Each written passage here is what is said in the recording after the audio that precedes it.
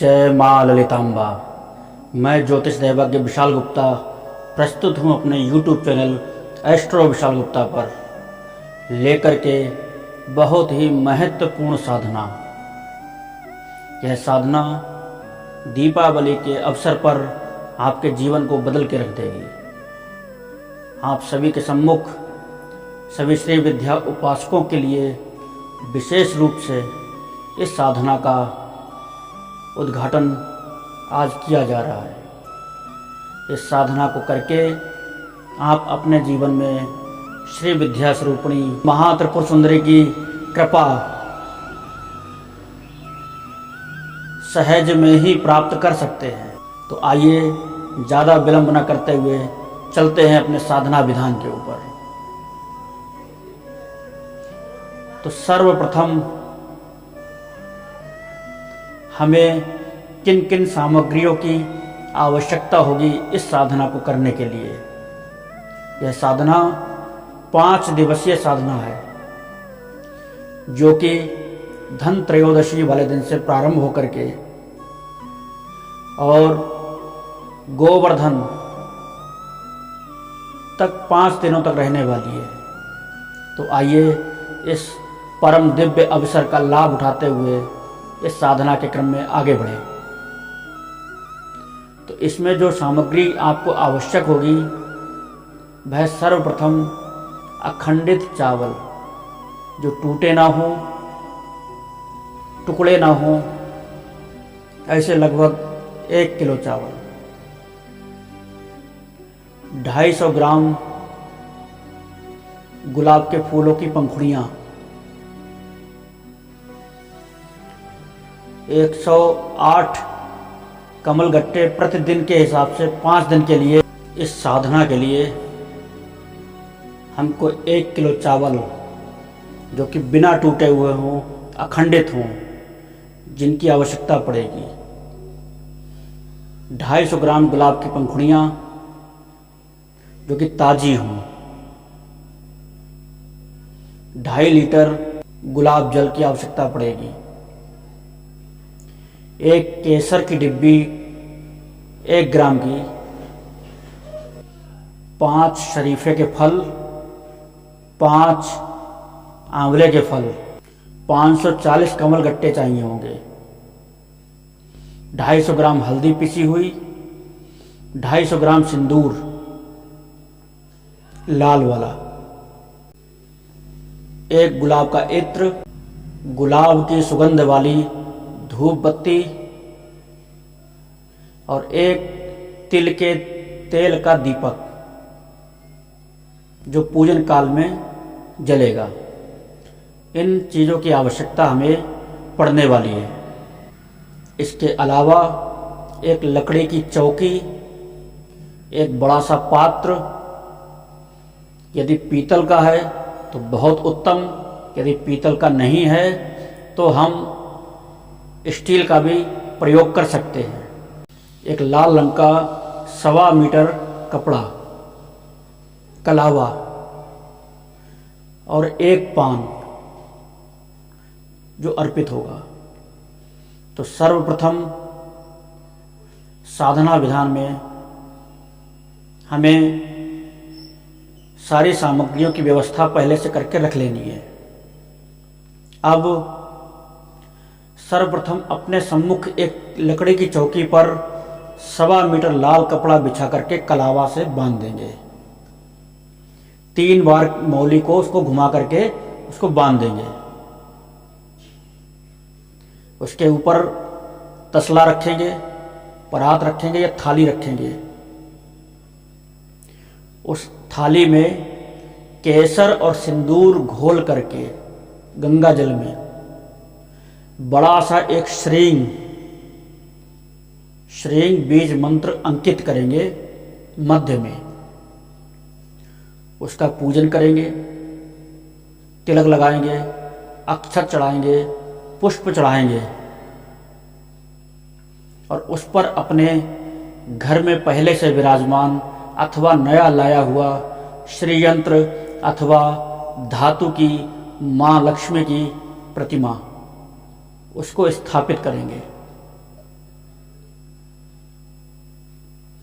उसके बाद में सर्वप्रथम गंगा जल को चम्मच में लेकर के हाथों को धुलते समय इस मंत्र का उच्चारण करेंगे। ओम बाला त्रिपुर सुंदरै नमः हस्तं प्रक्षालम समर्पयामि। अपने बाईं और पीछे की ओर धुलेंगे, अपने लेफ्ट साइड में हाथों को धुल लेंगे। उसके बाद फिर एक बार अपने सीधे हाथ में जल लेकर के चम्मच से और अपने सर से लेकर के पैरों तक छींटे देंगे और मंत्र बोलेंगे। ओम बाला त्रिपुर सुंदरै नमः भूतिम शुद्धिम करिष्यामि। इसके बाद में 3 बार आचमन करेंगे जल का। ओम बाला त्रिपुर सुंदरै नमः। ओम ललिता त्रिपुर सुंदरै नमः। ओम महात्रिपुर सुंदरै नमः आचमनम कुरुम पुनातुमम।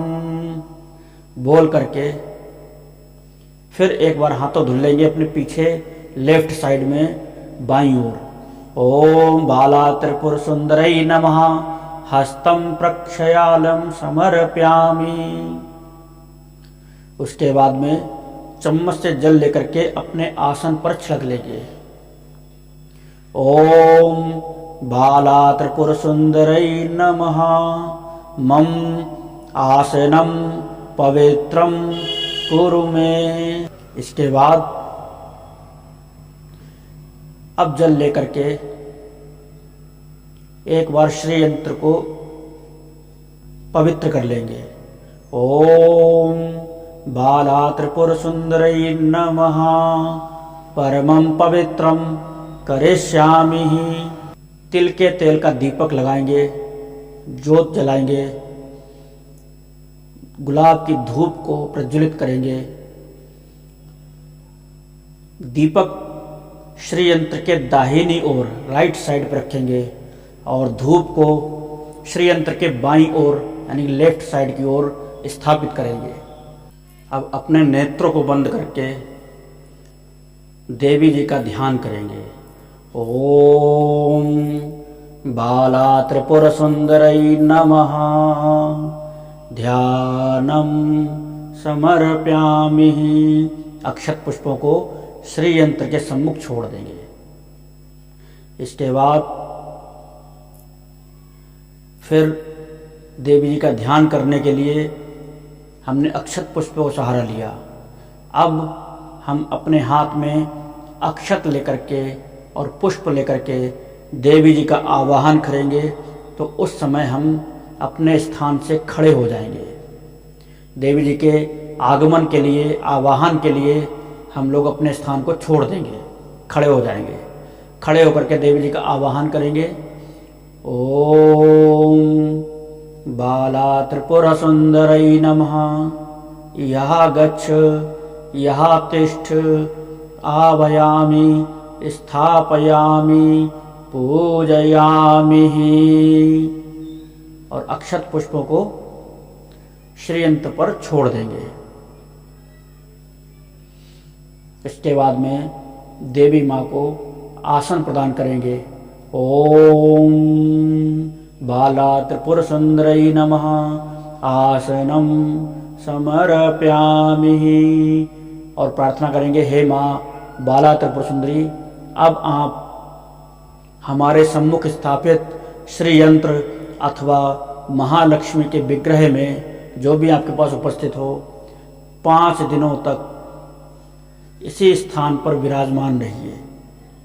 और उसके बाद निरंतर युगों युगों तक, कुलों तक, पीढ़ियों तक हमारे इस विग्रह में, इस श्री यंत्र में सदा निवास कर हमारे परिवार का कल्याण करें।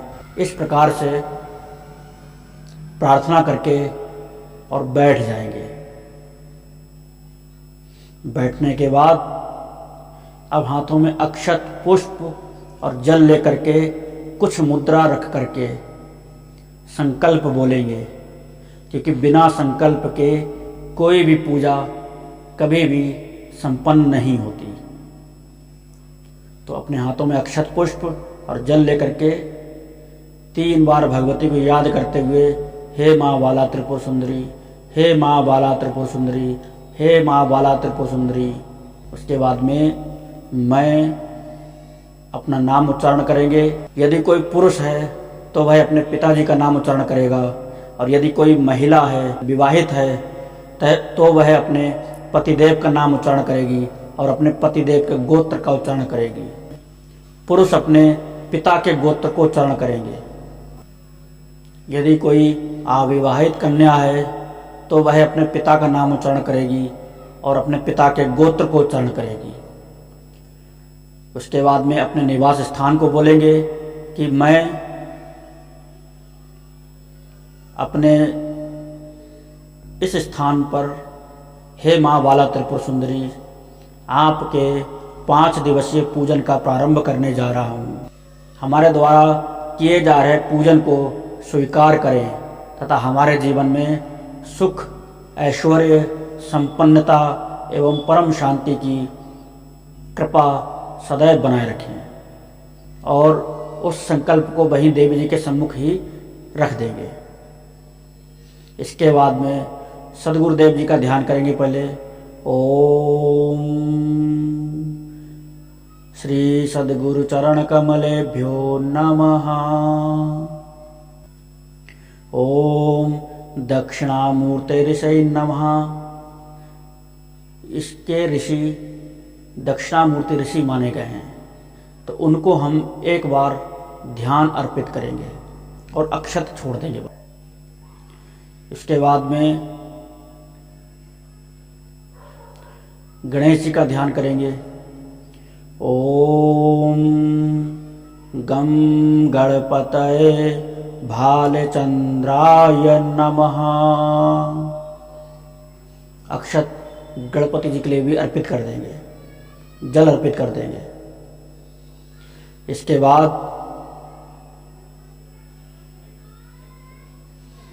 भगवान सदाशिव कामेश्वर जी का ध्यान करेंगे। ओम महादेवाय नमः। ओम कामेश्वराय नमः बोल करके अक्षत और जल अर्पित कर देंगे, पुष्प अर्पित कर देंगे। इसके बाद में देवी माँ का ध्यान करते हुए ओम बाला त्रिपुर सुंदरी नमः अक्षत पुष्प अर्पित कर देंगे, जल छिड़क देंगे, वहाँ पर आचमन करा देंगे देवी को। अब सर्वप्रथम गुलाब जल में केसर घोल करके थोड़ा सा सिंदूर डाल करके शंख में भर लेंगे। दक्षिणावर्ती शंख हो अथवा साधारण शंख हो, शंख में भर करके गुलाब जल से देवी जी का अभिषेक करेंगे और मंत्र बोलेंगे। ओम ऐं ह्रीं श्रीं ऐं क्लीं सौः बाला त्रिपुर सुंदरी नमः। इस प्रकार से 5 बार शंख को भर करके पतली धारा को श्री यंत्र के बिंदु पर ऊपर टॉप पर धार बांध करके डालेंगे। जितनी पतली धार डालेंगे, जितने श्रद्धा से मंत्र का जाप करेंगे, माँ उतनी ही अत्यंत प्रसन्न होगी। अभिषेक करने के बाद में श्री यंत्र को उस स्नानागृह से निकाल करके पोंछ लेंगे, शुद्ध कपड़े से साफ करके, और उनसे प्रार्थना करेंगे कि हे माँ, अब आप अपने पूजन स्थल पर स्थान ग्रहण कीजिए। अब उस तसले को वहाँ से हटा देंगे और नए तसले में, नई थाली में फिर श्रींग लिख करके देवी जी को पुनः स्थापित कर देंगे अक्षत पुष्प के ऊपर। अब अपने मोबाइल पर डिस्क्रिप्शन में भी और हमारे YouTube channel astro Vishal Gupta पर भी खड्गमाला स्तोत्र का पाठ खोल लेंगे और उसको सुनना प्रारंभ करेंगे, उसको चला लेंगे। थाली में सिंदूर, हल्दी, अक्षत और गुलाब के पुष्प की पंखुड़ियाँ, जो हमें एक में ही मिला करके रख लेनी थी पहले ही, उनके द्वारा एक एक चुटकी खड्गमाला स्तोत्र के प्रत्येक मंत्र, प्रत्येक अक्षर पर, देवी जी के श्री यंत्र पर या देवी जी के विग्रह पर छोड़ते जाना है, चढ़ाते जाना है देवी जी पर। जैसे कि ओम ऐं ह्रीं श्रीं ऐं क्लीं सौः बाला त्रिपुर सुंदरी नमः, एक चुटकी अर्पित कर दिया। फिर उसके बाद में हृदय देवी, शिरो देवी, शिखा देवी, नेत्र देवी, अस्त्र देवी, कवच देवी। तो प्रत्येक मंत्र के बाद, प्रत्येक नाम के बाद में एक चुटकी अर्पित करते जाएंगे। इस प्रकार से पूरे खड्गमाला में जितने भी नामों का उच्चारण हुआ है, सब पर एक एक चुटकी अर्पित करते जाएंगे। और इस प्रकार से 8 बार खड्गमाला स्तोत्र का पाठ अक्षत पुष्प चढ़ाते हुए, सिंदूर हल्दी मिला करके चढ़ाते हुए श्री यंत्र पर सुनेंगे। उसके बाद में अपनी अंजुलि में 108 कमल गट्टे लेकर के और धार बांध करके ओम बाला त्रिपुर सुंदरै नमः पुष्पम समर्प्यामि, कमल पुष्पम समर्प्यामि, कमल के पुष्प के रूप में उनको अर्पित कर देंगे। अब एक आंवले का फल, एक शरीफा माँ को भोग में अर्पित कर देंगे। ओम बाला त्रिपुर सुंदरै नमः ऋतुफलानि समर्प्यामि। यदि मेवा की खीर या चावलों की खीर केसर डाल के बनाते हैं तो उसका भी भोग अर्पित कर सकते हैं। उसको अर्पित करें, माँ प्रसन्न होगी। देवी माँ की आरती, बाला त्रिपुर सुंदरी की आरती जो हमारे YouTube लिंक पर मिल जाएगी, उसको आप एक बार करके उठ जाएंगे। इस प्रकार से ये क्रम आपको 5 दिन नित्य करना होगा। यदि 8 बार आप पाठ नहीं कर पाते हो खड्गमाला स्तोत्र का, तो कम से कम 5 बार तो अवश्य करें। 5 से कम नहीं करना है। और किसी माला की आवश्यकता नहीं है आपको, केवल उसको सुनते हुए, उच्चारण करते हुए और बोलते जाना है साथ में और अर्पित करते जाना है। बस कोई भी चुटकी, कोई भी शब्द बिना सिंदूर अर्पित किए हुए जाना नहीं चाहिए, यह ध्यान रखना है। सारा ध्यान केंद्रित हमारा उस समय मंत्र पे होना चाहिए, खड्गमाला स्तोत्र पर होना चाहिए, जिसे हम बड़े ही प्रेम पूर्वक, श्रद्धा पूर्वक और ध्यान पूर्वक सुन रहे हों। उसके साथ में यदि पूजन अर्चन श्री यंत्र का होगा तो श्री विद्या अपनी कृपा क्यों नहीं करेगी, अवश्य करेगी। एक बात का सभी साधक जन विशेष रूप से ध्यान रखेंगे कि इन 5 दिनों के पूजा क्रम में माँ बाला त्रिपुर सुंदरी का जो पूजन आप करेंगे, उसमें आवाहन केवल और केवल प्रथम दिन होगा। चूंकि माँ लक्ष्मी का कभी भी विसर्जन नहीं किया जाता है। कोई नहीं चाहता है कि हमारे यहाँ से माँ लक्ष्मी कभी विदाई ले, तो उन्हें उस श्री यंत्र को केवल स्थान परिवर्तन करने के लिए निवेदन करेंगे कि हे माँ, हे बाला त्रिपुर सुंदरी, अब आप हमारे श्री यंत्र में सदा सदा विराजमान रहें और हमारे साथ नित्य अपने पूजन को स्वीकार कर हमारे जीवन को धन्य बनाएं। हमें भोग और मोक्ष दोनों का पात्र बनाएं।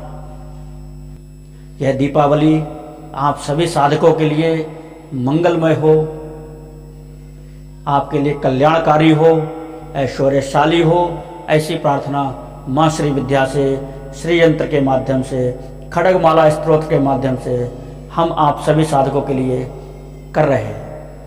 जय माँ ललितांबा। धन्यवाद।